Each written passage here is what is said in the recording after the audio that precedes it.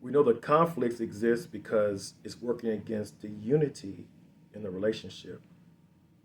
Functional relationships stand upon harmony and unity.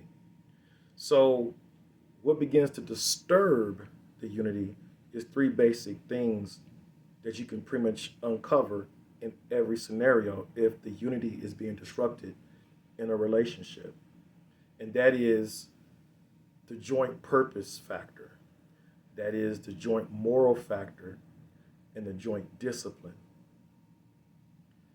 So when we begin to experience and witness the conflict that's going on is moving the relationship in opposite directions, you got to visit, is the purpose being compromised, right?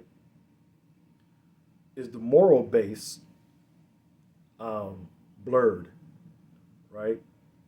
And then is the discipline not longer being upheld?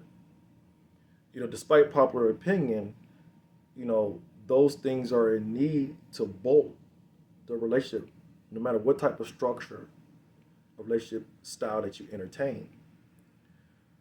The joint purpose, the joint moral, and the joint discipline are key to bolt the unity. You begin to see the bolts come out of the relationship when those things are being compromised, questioned, or challenged. Okay? And so when you start to realize that that is being compromised, or challenged, right?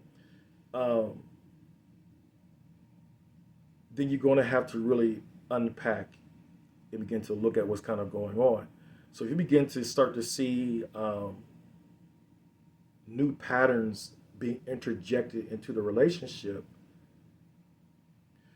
we can trace it to that someone has lost sense of purpose because purpose ties into the vision.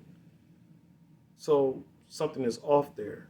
That means the rhythm is off, which then, from a reflective element perspective, that's representing the metal.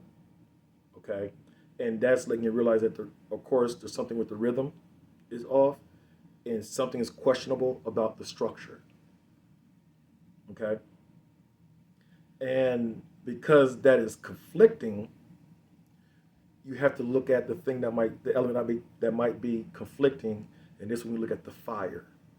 That means that something is being energized into the relationship that's got you questioning if the purpose being upheld or the vision is acknowledged and being reverenced.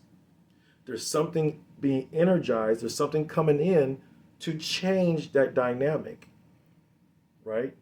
So you have to begin to look at what is now, um, what's being intercepted in the relationship. What outside influencing or internal influence, what's going on. Look at what's now being energized. Something is being energized differently than before. Okay? There's things that represents change that's influencing the conflict in this example that I'm using, revolving around purpose. All right. Once you identify that, right, then you got to regenerate something, and that's when you got to what? Pull things back to the earth reflection and try to restabilize. But it got to be contrary to what's being energized to cause the disruption.